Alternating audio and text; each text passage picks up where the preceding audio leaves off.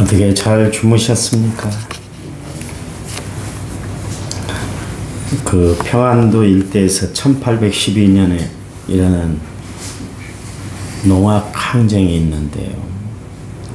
그 홍경래란이라고 있습니다. 정씨라는 사람이 이조 후엽의 무신으로 홍경래란이 일어날 때 가산지방의 군수였는데요. 그 사람은 반란군이 병부를 내놓으라고 할 때 자신의 양팔이 잘리고 죽음을 당하는 순간까지도 병사들의 그 기록부를 내주질 않았어요. 끝까지 지켰습니다. 결국 이제 장렬한 죽음을 맞이하고 말았죠. 홍경래의 난이 진압된 후에 조정이 이제 이 가문을 망고 충신의 가정으로 그렇게 높였습니다. 그와 반대로 선참부사였던 김익수는 홍경래의 난에 목숨을 부지하기 위해서 반란군하고 이렇게 손을 잡았어요. 나중에 반란이 다 평정이 되고 그 재상이 이제 낱낱이 밝혀지니까 조정에서 이제 그 가문을 멸문패가 시키고 말았습니다. 그게 이제 유명한 김삿갓인 김병연의 후손입니다. 김병연이가 후손이죠. 이 사건을 통해서 우리가 알 수 있는 게 뭐냐면 역사 가운데 그 한 사람의 행동이 가문을 세우기도 하지만 또 가문을 무너뜨리기도 한다. 이제 그런 이야기예요. 하나님은 이 시대를 살아가는 우리에게 이제 말씀을 하시는데 에스겔서 22장 38절 말씀 30절에 보면 나는 혹시라도 민족을 위하여 무너진 성벽의 틈 사이로 뛰어들며 내가 그 나라를 멸망시키지 않도록 멸망의 위기에 놓인 백성을 구하기 위해 몸부림치는 사람이 있을까 찾아보았다. 그러나 나는 한 사람도 만나보지 못했다. 그런 이야기를 하고 있습니다. 에레미야서 6장 1절 말씀에도 5장 1절 말씀에도 하나님이 예루살렘 시내를 다 다니면서 정의를 행하고 하나님 말씀대로 행하는 사람 한 사람을 찾았는데 찾지를 못했다. 찾으면 이 성을 내가 멸하지 않을 것이다. 그렇게 말씀을 하셨어요. 한 사람이 참 중요합니다. 내 한 사람이 어떻게 행하느냐에 따라서 의인의 삶을 살아갈 수가 있고요. 또 죄인의 삶을 살아갈 수가 있는 거예요. 한 사람 예수님을 통해서 이 땅에 구원의 완성이 이루어졌다 할 것 같지만 한 사람 아담의 범죄로 말미암아 이 땅에 죄악이 독보슴처럼 그렇게 자라나고 됐던 것을 알 수가 있어요. 하나님은 많은 사람을 요구하들 않으세요. 나 한 사람이면 좋게 말씀대로 살아가고 하나님 뜻 가운데 거하기를 몸부림치는 나 한 사람을 하나님은 찾고 계신다. 그런 이야기예요. 오늘 이 새벽에 하나님 앞에 드리는 내 기도가 내 헌신이 내 충성이 하나님 앞에 온전히 드려지는 그런 시간이 되시기 바랍니다. 하나님 내 한 사람을 써주세요. 이사야가 하나님의 성전에 들어갔다가 스랍들을 만나고 자기의 입술이 찢어지는 역사를 체험했잖아요. 내가 누구를 보내야 돼? 하나님이 한탄하고 있을 때 내가 여기 있잖아요. 나를 써주세요. 그랬던 것처럼 하나님이 쓰시는 한 사람이 되시기 바랍니다. 교회를 위해서 우리 남원고를 위해서 이 나라를 위해서 민족 보호마 세계 보호마를 위해서 하나님 나 한 사람을 써주세요. 하나님이 역사하시고 그 어린아이 한 사람이 그날 헌금 시간이 됐어요. 예배를 드리는데 헌금통을 이렇게 돌리는데 그 아이가 헌금 드릴 돈이 없었어요. 헌금이 드릴 만한 돈이 없었어요. 그래서 자기 주먹을 헌금통에 하나님 나를 드려요.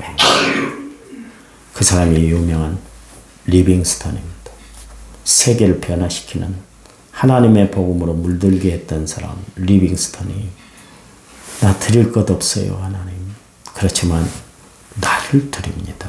그럴 때 하나님이 그 한 사람 리빙스턴을 통해서 하나님의 큰 역사를 이루었던 것을 알아요. 오늘 나 한 사람을 드림으로 말미암아 하나님이 받으시는 온전한 사람, 온전한 역사가 여러분을 통해서 일어나야 될 줄 믿습니다. 우리 이 사무 동안 간절히 기도합니다. 나를 드립니다. 하나님 앞에 기도하는 시간 되시길 바랍니다. 하나님 감사합니다. 이 시간 주의 앞에 나온 저희들을 하나님이 축복하시고 믿음과 말씀으로 저희들을 조력해 주시고 인도해 주시니 감사합니다. 나의 나된 것 다 하나님의 은혜로 되십니다. 하나님의 은혜에 감사해서 이 새벽에 나를 드리는 시간이 되게 도와주시기만 원합니다. 하나님은 나를 통해서 하나님의 일을 이루시기를 원하시고 하나님은 나를 통해서 영광 받으시기를 원하신 줄 믿습니다. 나 한 사람의 순종과 헌신과 봉사와 충성을 통해서 하나님 우리의 가정이 변하고 이 땅이 변하고 이 나라가 변하고 세계가 변화가 일어나는 놀라운 역사가 있게 해주시기만 원합니다. 나 한 사람을 통해서 하나님이 기뻐하시는 일들이 일어날 줄 믿습니다. 충성하고 헌신하고 봉사하는 아름다운 손길이 되도록 도와주시기만 원합니다. 이 성전을 만들어가는 작은 지체로 최선을 다함으로 말미암아 하나님이 우리를 통해서 이루실 놀라운 역사들을 날마다 바라보고 감사와 기쁨 가운데 사랑하는 저희를 내도록 도와주시기만 원합니다. 더 많이 헌신하게 하시고 더 많이 충성하게 하시고 더 많이 하나님을 생각하며 살아가는 저희를 내도록 도와주시기만 원합니다. 오늘 하루 주님 앞에 맡깁니다. 하나님이 모든 일에 합력하여 선을 이루어 주시옵소서. 세상 끝날까지 우리와 함께 하시기를 원하시는 예수님 이름으로 기도했습니다. 아멘. 사도신경으로 우리의 신앙을 주님 앞에 고백드립니다. 나는 전능하신 아버지 하나님 천지의 창조주를 믿습니다. 나는 그의 유일하신 아들 우리 주 예수 그리스도를 믿습니다. 그는 성령으로 잉태되어 동정녀 마리아에게서 나시고 본디오 빌라도에게 고난을 받아 십자가에 못 박혀 죽으시고 장사된 지 사흘 만에 죽은 자 가운데서 다시 살아나셨으며 하늘에 오르시어 전능하신 아버지 하나님 우편에 앉아 계시다가 거기로부터 살아있는 자와 죽은 자를 심판하러 오십니다. 나는 성령을 믿으며 거룩한 공교회와 성도의 교제와 죄를 용서받는 것과 몸의 부활과 영생을 믿습니다. 아멘. 아멘. 찬송가 502장입니다. 502장. 찬송가 502장.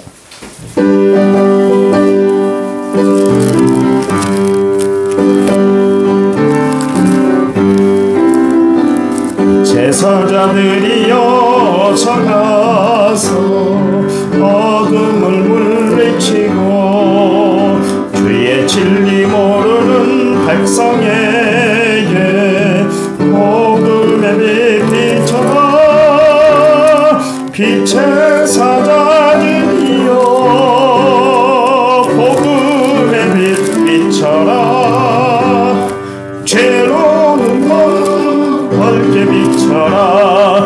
빛의 사자들이여 선한 사역 위하여 힘을 얻어 주 함께 하시겠네. 주의 크신 사랑을 전파하며 복음의 빛 비춰라. 빛의 사자들이여 복음의 빛 비춰라. 죄로운 밤 밝게 비춰라. 빛의 사자들이여 주님 부탁하신 말 순종하여 이 진리 전파하라. 산을 넘고 물 건너 힘을 다해 복음의 빛 비춰라. 아멘. 복음의 빛비춰라. 죄로운 밤 밝게 비춰라. 빛의 사냥이여. 동서남북 어디나 땅끝까지 주님만 의지하고 눈 어두워 못 보는 백성에게 복음의 빛 비춰라. 빛의 사자들이여 복음의 빛 비춰라. 죄로운 밤 밝게 비춰라. 빛의 사자들이여. 아멘. 성경 말씀 보겠습니다. 누가복음 24장. 누가복음 24장 32절에서부터 35절까지 32절에서 35절 141페이지 신약성경 누가복음 24장 32절에서부터 35절 32절을 제가 읽습니다. 그들이 서로 말하되 길에서 우리에게 말씀하시고 우리에게 성경을 풀어주실 때에 우리 속에서 마음이 뜨겁지 아니하더냐 하고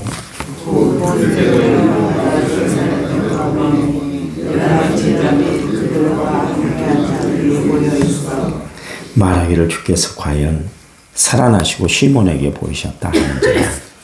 두 사람도 길에서 때리며 떡을 떼심으로 자기들에게 알려주신 것을 말하니라. 아멘. 찬송가 589장입니다. 찬송가 589장.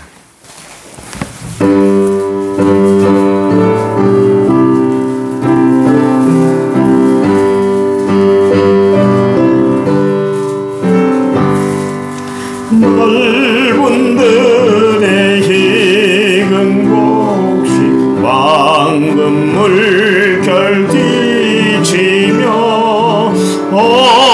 어디든지 태양빛에 양기 진동하도다. 무르익은 저 곡식은 낯을 기다리는데 때가 지나가기 전에 어서 추수합시다. 추수할 것 많은 때에 일꾼 매우 적으니 열심히 있는 일꾼들을 주여 보내주소서. 무르익은 저 곡식은 낯을 기다리는데 때가 지나가기 전에 어서 추수합시다. 들 때 일어나서 일찍 들에 나가 항원 때가 되기까지 추수하게 하소서. 무르익은 저 곡식은 낯을 기다리는데 때가 지나가기 전에 어서 추수합시다. 거둬들인 모든 알고 전국 창고 드린 후 주가 베풀 잔치 자리 우리 참여하겠네. 무르익은 저 곡식은 낯을 기다리는데 때가 지나가기 전에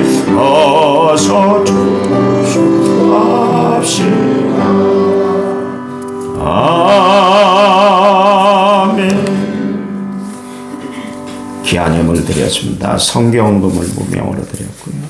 1천만에 4,938번째를 제가 하나님 앞에 드렸습니다. 주님 감사합니다. 이 시간 하나님을 사랑하는 마음 가지고 주의 전에 나온 저희들을 축복해 주시기만 원합니다. 이 시간 저희들 말씀의 능력으로 충만케 해주시기만 원합니다. 오늘 살아갈 때 말씀이 내 길에 등불이 되게 해주시기 원합니다. 말씀을 통해 우리의 어리석음과 무지함이 공이질되어서 하나님 앞에 철저히 부서지는 역사가 나타나게 해주셔서 새 마음을 품고 하나님 영광 위에 살아가는 저희를 되도록 도와주시기만 원합니다. 주님 기도합니다. 바울처럼 나의 나된 것은 다 하나님의 은혜인 것을 깨달아서 주께 날마다 감사하게 하시고 하나님 나라 들어갈 때까지 변함없는 신앙으로 주님 앞에 영광 돌리는 삶을 살아가는 저희를 되도록 도와주시옵소서.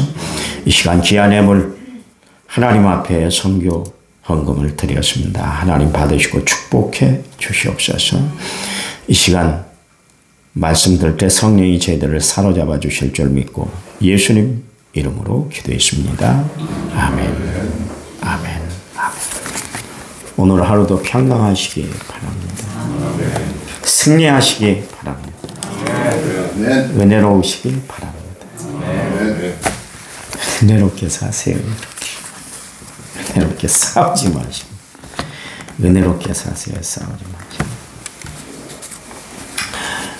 가끔 이 세상 돌아가는 그 현상을 보면 답답하죠. 답답하죠.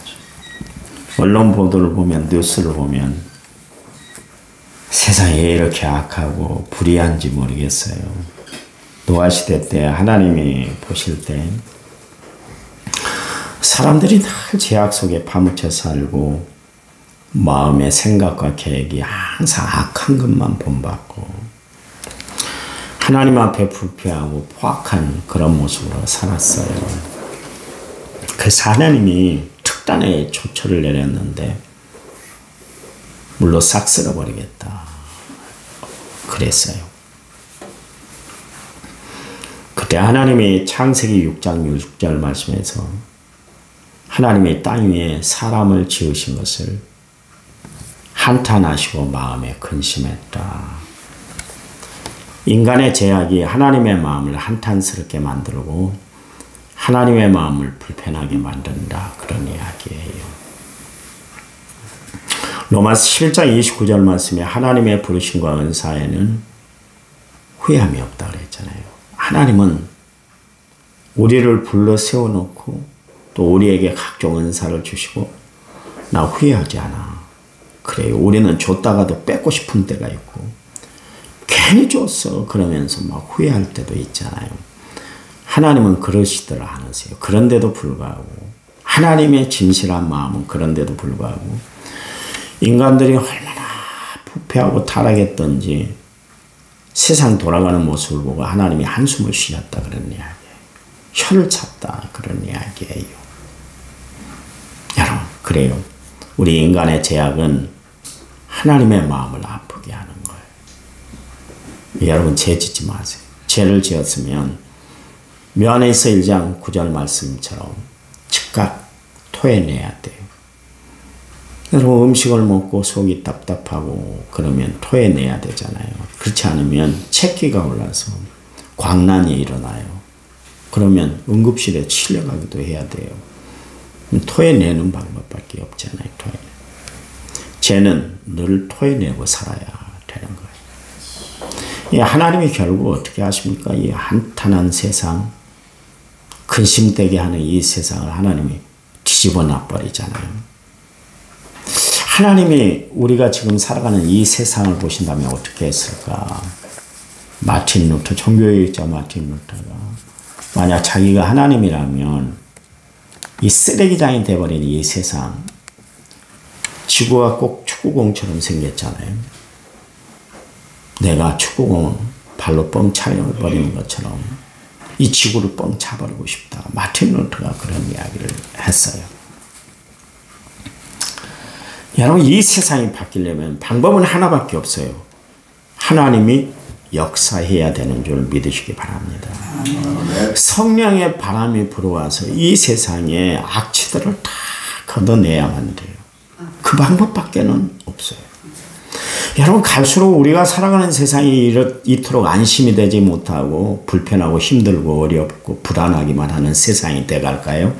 그거는 사람들의 마음이 바르질 못하기 때문에 그래요.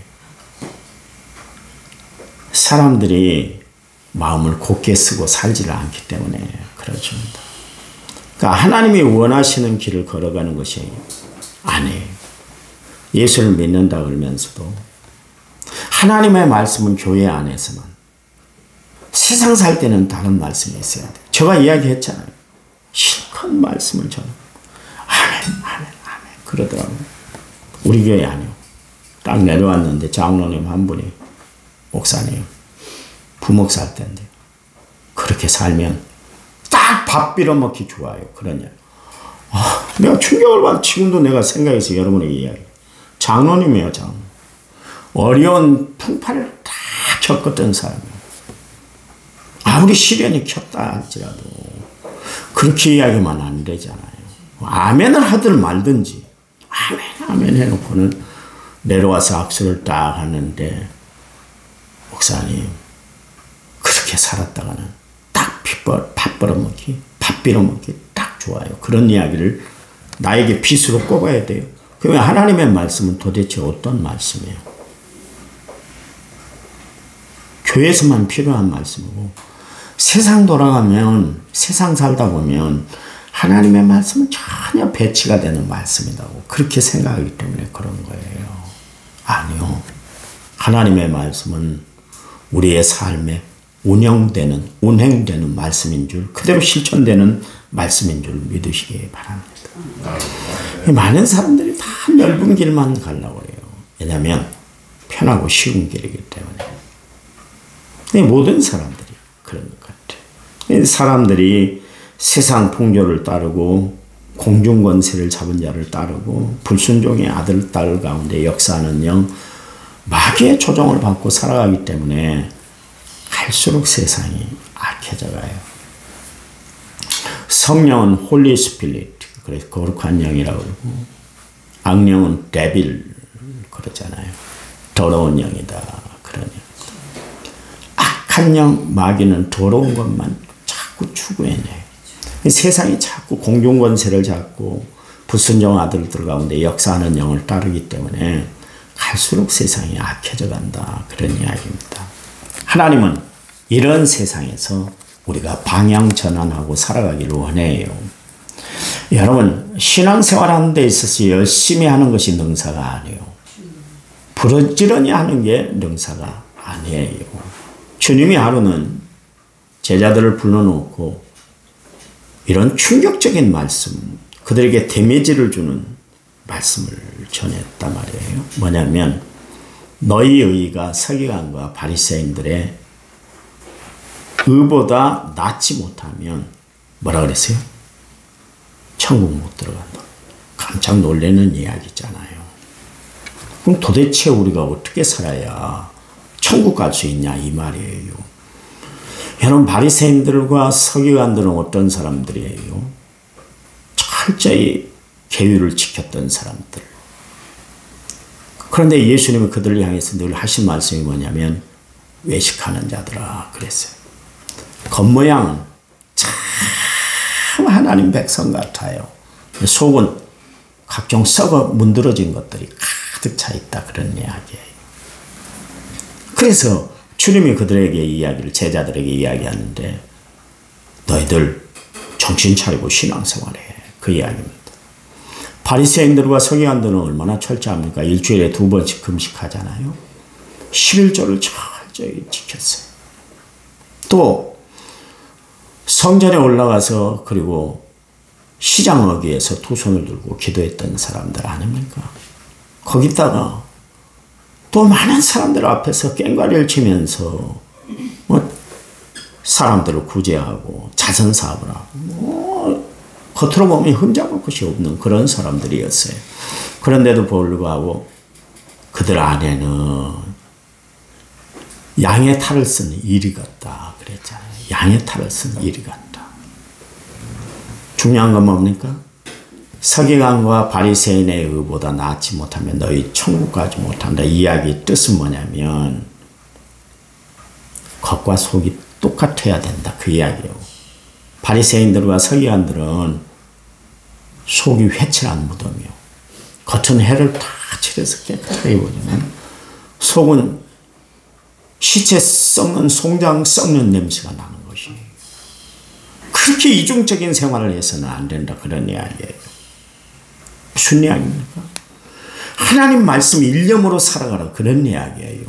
여러분, 나는 정말 하나님의 말씀으로 꽉 붙잡고 살아가고 있는가? 이 말씀이 아니면 나는 세상을 버틸 힘이 없다고 나는 생각하고 살아가고 있는가? 여러분, 깊이 한번 생각해보는 아침 시간이 되시기 바랍니다. 여러분, 우리가 열심히 가는 게 능사가 아니고 부지런한 게 능사가 아니라 목표가 정확한가? 이게 중요한 거예요. 목표가 정확해야 돼요. 바울은 항상 십자가를 목표로 삼았잖아요. 그래서 빌립보 3장 14절 말씀에 표대를 향하여 그리스도 예수 안에서 하나님이 위에서 부르신 부름의 상을 위하여 내가 달려간다 그랬잖아요. 바울은 십자가가 표대였어요. 그래서 사도행전 20장 24절 말씀에 나의 달려갈 길과 주 예수께 받은 사명 곧 하나님의 은혜의 복음을 증언하는 일을 마치려 하면 나의 생명을 조금도 귀한 것으로 여기지 않아. 그런 이야기를 했잖아요. 바울은 자신이 십자가를 향해서 달려가는 데 있어서 걸림돌이 된다 할 것 같으면 고린도전서 2장 2절 말씀에 뭐라고 그랬냐면 내가 그리스도와 그가 십자가에 못 박히신 것 외에는 아무것도 알지 않기로 작정했다. 마음 나 먹었어. 나 마음 먹었어. 나는 오직 예수뿐이야. 그런 이야기요. 갈라디아서 6장 14절 말씀에 내게는 우리 주 예수 그리스도의 십자가에 결코 자랑할 것이 없다. 내가 바울은 옛날엔 참 신학 다닐 때는 별로를 생각했는데 이야기했잖아요. 새벽 예배 때 고린도 전 후서 여러분하고 강론하면서 바울을 또 다른 면을 발견하고 요즘 계속 성경을 연구하다 보면 바울은 참 대단한 사람입니다. 출세할 수 있었는데 잘 나갈 수 있었는데 불구하고 자신을 버리고 주를 위해서 자신의 모든 것을 버렸던 바울을 보면 참 고개가 숙여지는 것 같아요. 모든 이야기가 오직 예수뿐일세. 그것만 이야기를 하고 있잖아요. 바울의 삶의 중심은 예수 그리스도였어요. 여러분의 중심도 예수 그리스도가 중심이 되시길 이 아침에 간절한 마음으로 부탁을 드려요. 예수님의 제자들 봐보세요. 항상 엉뚱한 생각만 했어요.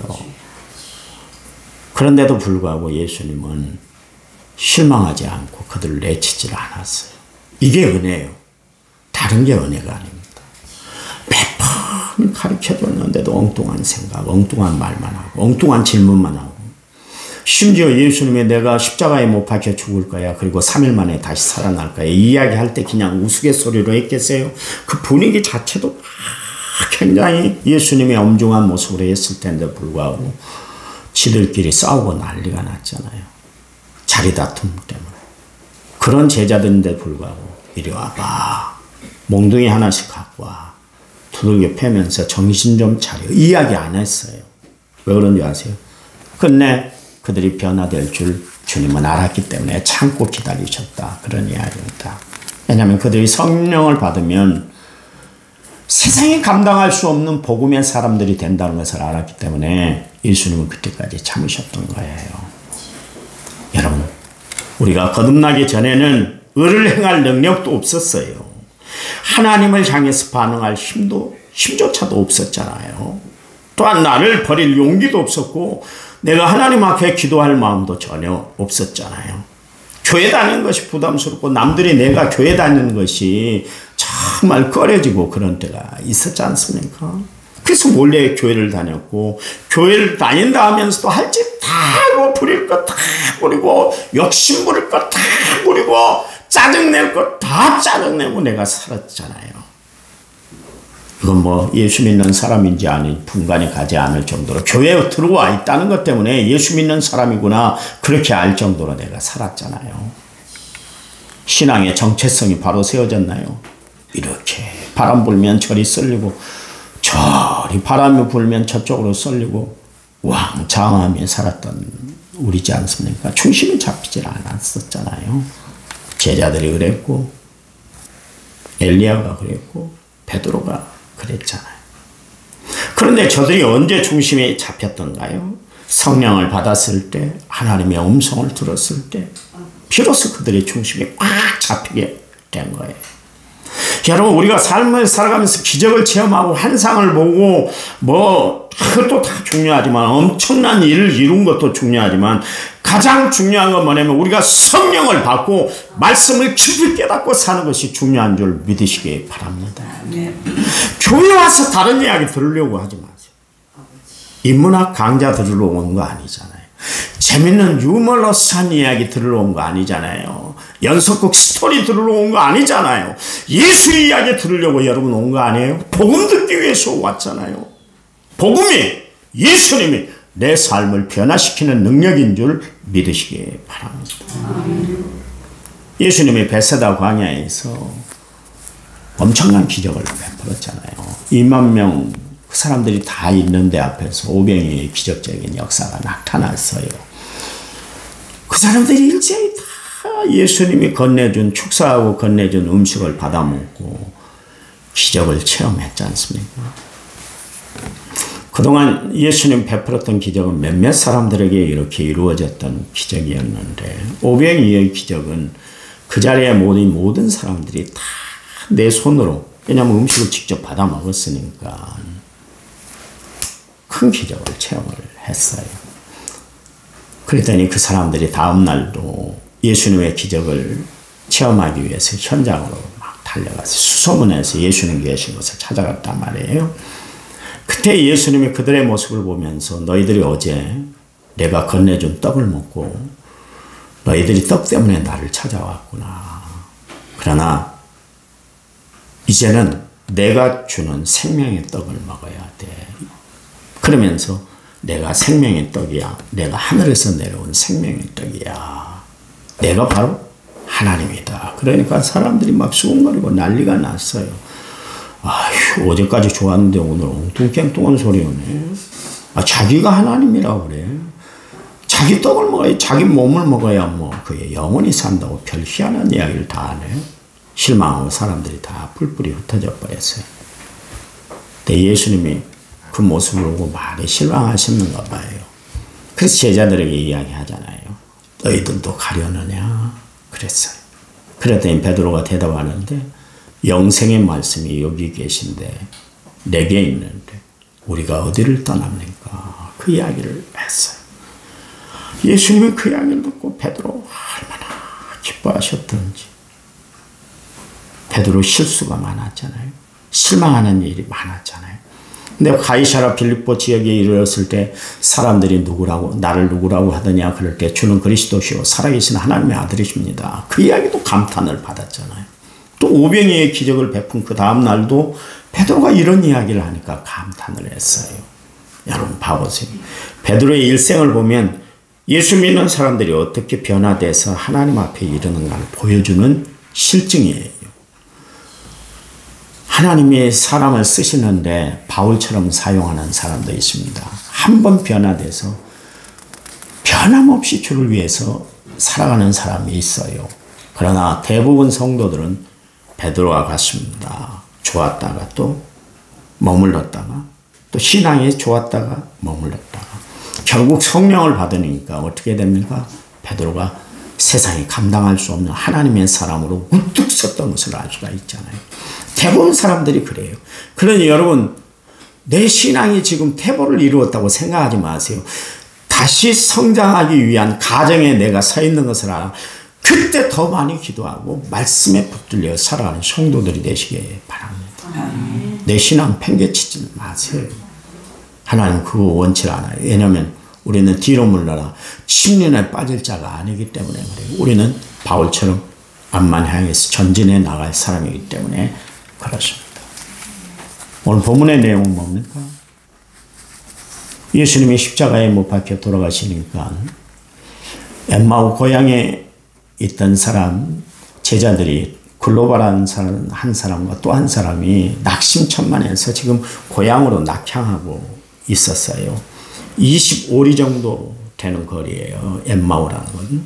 터벅터벅 걸어가고 있는데 그때 예수님이 동행을 했어요.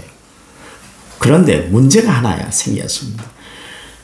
같이 걸어가는데 예수님, 부활하신 주님이 예수님이라고 전혀 생각을 못했다 그러냐.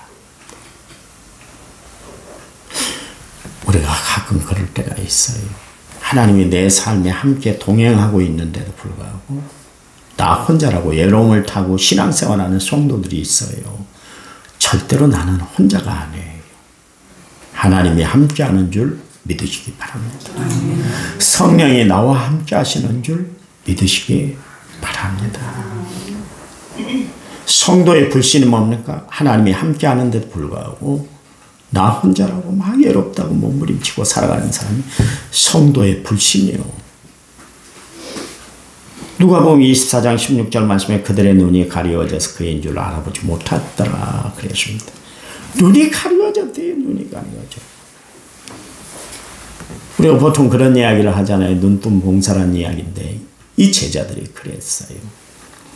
기도도 전혀 반응을 못했어요. 여러분, 예수님의 살아나심을 그들이 눈을 뜨이고 귀가 열려 역사했는데 불구하고 전혀 알아채지 못했다. 그런데 언제 그들의 눈이 띄어지고 그들의 귀가 열렸나요? 그건 다른 것이 아니라 예수님의 말씀을 풀어주실 때 그리고 그들에게 음식을 떼어줄 때 그때서야 비로소 눈이 띄어지고 귀가 열렸다 그런 이야기입니다.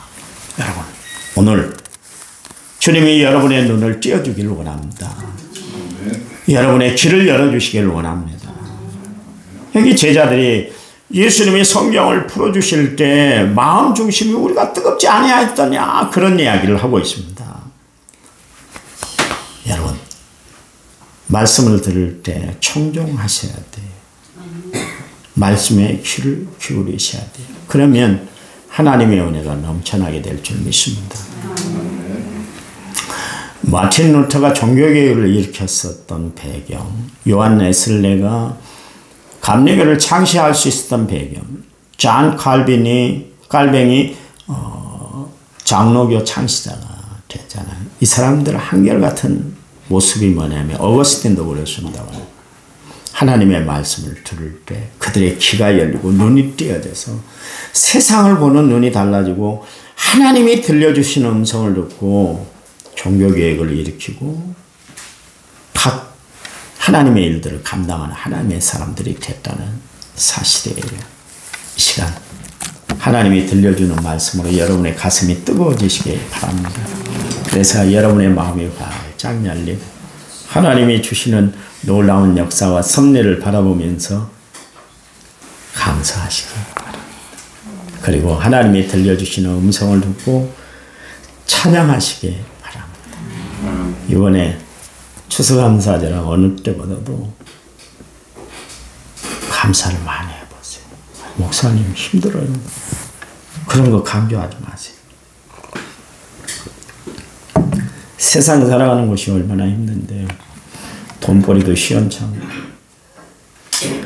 어떻게 살아야 할지 막막스러운데 아까 이야기했잖아요. 드릴 것 없으면 여러분 몸이라도 드리세요. 정성을 한번 다해보세요. 이번에 추수감사 때는 하나님이 받으실 만큼 한번 드려보세요. 저는 이런 생각을 한번 해봤어요. 성도들이 어렵다는데 과일 가져와라, 쌀 가져와라, 성교비 내라, 추수감사하라. 성도들이 버텨낼까? 우리 집사람하고 밥 먹으면서도 그런 이야기를 했어요. 내가 너무나 큰 것을 요구했나? 또 우리 장로님들, 집사님들도 물품을 대라 그랬는데 그 와중에도 저에게 성경금을 갖고 오신 분이 계세요. 목사님, 말씀 듣다 보니까 마음에 감동이 왔어요. 어렵지만 힘들지만 갖고 왔어요. 써주세요. 그러시더라고요. 얼마나 감동이 되든지. 하나님이 그런 일에 감동을 받을 거예요. 헌금이 중요한 게 아니에요. 얼마를 드렸냐가 중요한 게 아니에요. 마음이 중심이 하나님께 드려졌다는 것이 중요한 거 아니겠어요? 주님은 우리를 중심을 보세요. 힘들고 어려우니까 우리가 더 많이 헌신하면 하나님 보상해 주시죠? 보상해 주시더라고요. 다 진짜 보상해. 내가 놀랬다니까. 내가 신방 다닐 때 그냥 안 다니잖아요. 내 지출되는 내력은 한계가 있잖아요. 그래서 하나님, 내가 교인들 가정에 갔는데 빈손으로 가지 않도록 하나님 선한 손길을 좀 보내주세요. 하나님이 기적적인 역사를 베풀어요. 여러분도 그렇게 기도해보세요. 들고 싶지만 하나님 없어요. 드릴 수 있도록 하나님이 역사해 주세요. 그러면 풍성하게 드리고 감사가 넘치도록 함께 해주실 줄 믿습니다. 하나님 감사합니다.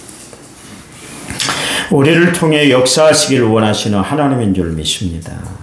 우리를 사용하시기를 원하시는 하나님인 줄 믿습니다.